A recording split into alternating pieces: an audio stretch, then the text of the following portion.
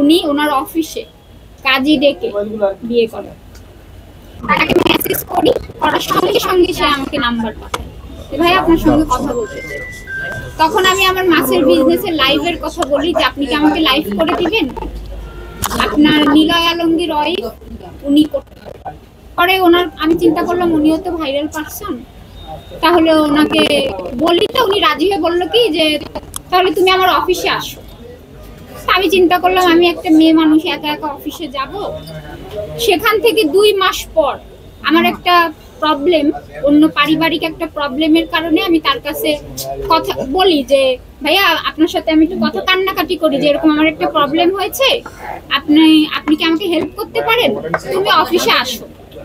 পরে আমি আমার চাচাতো ভাইকে নিয়ে অফিসে যাই, যে কথা বলি সে ওই সলিউশনটা আমাকে করে দেয়। সে করে দেওয়ার পরে আস্তে আস্তে তার সাথে আমার ফোনে কথা হতে থাকে, কথা হতে হতে ভালো একটা ফ্রেন্ডলি সম্পর্ক হয়। তখন কখনোই আমি রিয়ামনির সাথে তার কথা বলতে দেখিনি। সারা রাত আমার সাথে কথা বলেছে, দিনে কথা বলেছে, বহুবার তার সাথে সে আমার সাথে মিট করেছে। আমি ফোন ব্যবহার করি এই 2-3 বছর, এই সব বিষয়গুলো আমি অত বুঝি না, এত আমি দেখিও না। তখন আমি একদিন ওনারে জিজ্ঞেস করি যে রিয়ামনির সাথে আপনার কি বিয়ে হয়েছে? অনেকে বলে না যে আপনারা সবাই কিন্তু এটা জানেন যে রিয়ামনির সাথে আদৌ কি বিয়ে হয়েছে, তা উনি আমাকে বলেন না, ও শুধু আমার নায়িকা। এগুলো তো বলে, এরকম অনেকেই আছে। আস্তে আস্তে ওনার সাথে আমার একটা সম্পর্ক হয়। তখন ওনার মেয়ের সাথে, ওনাকে যখন বগুড়ায় মারধর করে, ওনার মেয়ের সাথে আমার একটা ফ্রেন্ডলি সম্পর্ক হয়ে যায়। মেয়েকে আমি এতটাই, বিয়ের প্রস্তাব উনি আগেই দিছে যে আমরা বাইরে সেটেল হয়ে যাব। তখন আমি বিয়ে করতে, সত্যি আপনি মসজিদে দাঁড়ায় বলবেন আমি বিয়ে করতে কখনো রাজি হই। একটা কথা বলতে বলতে ভালো, কারণ ওনার সাথে আমার কোনোভাবেই এখন আমি অসুস্থ দেখছেন। পরে এক পর্যায়ে ফ্যামিলি সম্পর্কে, মানে ফ্যামিলি কথায় ওনার মা, তারপরে মেয়ে সবাই বলার পরে উনি ওনার অফিসে কাজী ডেকে বিয়ে করেন। বিয়ে করার পরে একটা ছবি আপনারা দেখছেন, ওই ছবিটা, তার আগে আমি তার সাথে কখনো ছবি তুলতাম না, যে ভয়, উনি ভাইরাল পারসন, আমি এইগুলো খুবই অপছন্দ করি। পরে তখনও কিন্তু রিয়ামনির সাথে তার কোনো ঘনিষ্ঠতা আমি দেখি না, আমি মসজিদে দাঁড়াই। পরে উনি তো নামাজও পড়ে না ঠিক মতো, ওনার কথা কতটা আপনারা বিশ্বাস করেন জানি না, আমি বিশ্বাস করি না ওনার কথা, আপনি বলুন। পরে ওনার সাথে আমার বিয়ে হয়। বিয়ে হওয়ার পরে আমরা এই মহানগরেই কিন্তু সংসার করি, 3 মাস না 2 মাস সংসার করার পরে উনি আমাকে বলে কি আমি তো মিডিয়া পারসন, এখনই এটা ফ্ল্যাশ করা যাবে না। এই আস্তে আস্তে রিয়ামনির সাথে ওনার আমি দেখি, যখন মনে করেন পুরোপুরি আমি ওনার প্রতি দুর্বল হয়ে গেলাম, তখন আস্তে আস্তে আবার রিয়ামনি অল্প একটু যোগ করবেন, সেটা হচ্ছে প্রেমের প্রস্তাবটা কে আগে দেয়, আপনি দেন নাকি হিরো?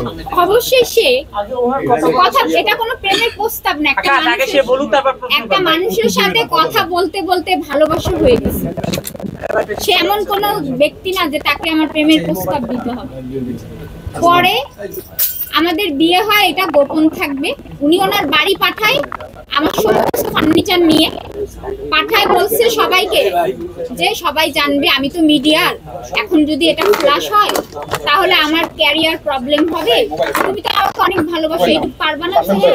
কেন পারবো না, তুমি যদি ধৈর্য ধরো সব ঠিক হয়ে যাবে। এই কথা উনি বারবার বলতো যে রিয়া হচ্ছে আমার মিডিয়ার। তখন এই মেসেজটা রিয়া পেয়ে যায়, ও কোরআন শরীফ ছিল বলুক, এই মেসেজটা পাওয়ার পর ফোনে ওর সাথে আমার হচ্ছে আপনার তার মেয়ে, বড় মেয়ে বলছে আমার আম্মু, সবাই আমারে বলছে কে কিভাবে হয়, তার বড় মেয়ের বয়স হচ্ছে 18 বছর, 17-18 বছর, আর সেখানে আমি আর সে তো খুব কাছাকাছি বয়স। তা আমি বলতাম ওনার প্রথম ওয়াইফের, কিন্তু ও আমাকে মায়ের মতো ভালোবাসে, আমি ওকে। ওর আর আমার বন্ডিংটা যে কতটা ভালো সেটা আপনারা নিউরোসায়েন্স হসপিটালে 6 তলায় যে আয়া থেকে বুয়া থেকে সবার কাছে জিজ্ঞেস করবেন।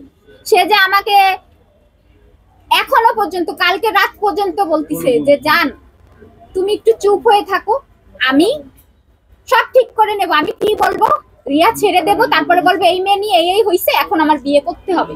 কিন্তু আমি না মেন্টালি ভাবে ওই বাসায় বাবা মারা যাওয়ার পরে প্রতিনিয়ত না ওই টর্চারিং হচ্ছিলাম, আমি নিতে পারতেছিলাম না যে পরকীয়া নারী এই কথাটা আমি না নিতে পারি, আমি না বাসায় অস্থির হয়ে যাচ্ছিলাম, আমার বুক ব্যথা করতো, খারাপ লাগতো, সমাজের কাছে আমি এই কথাটা নিয়ে ওর সাথে আমার আমার ফোন দেয়, প্রথম ফোন কিন্তু রেকর্ডিং হয়নি, তুমি যে ফোন দিছিলা পরে কিন্তু আমি তোমার যে রিয়ার সাথে আমার কি বুঝাইছে, আমি তো এত কিছু বুঝি না, রিয়ার সাথে কথা বলে ফোন আমরা কেটে দিছি, ও এসে আমাকে ফোন দেওয়াইছে, ও আমাকে দিয়ে বলাইছে, তার ভিতরে আমি ভুল বললে আমাকে পিটাইছে। রিয়া বলছে তোমার পাশে কি ও আছে, একটু বাজে ভাবে বলছে।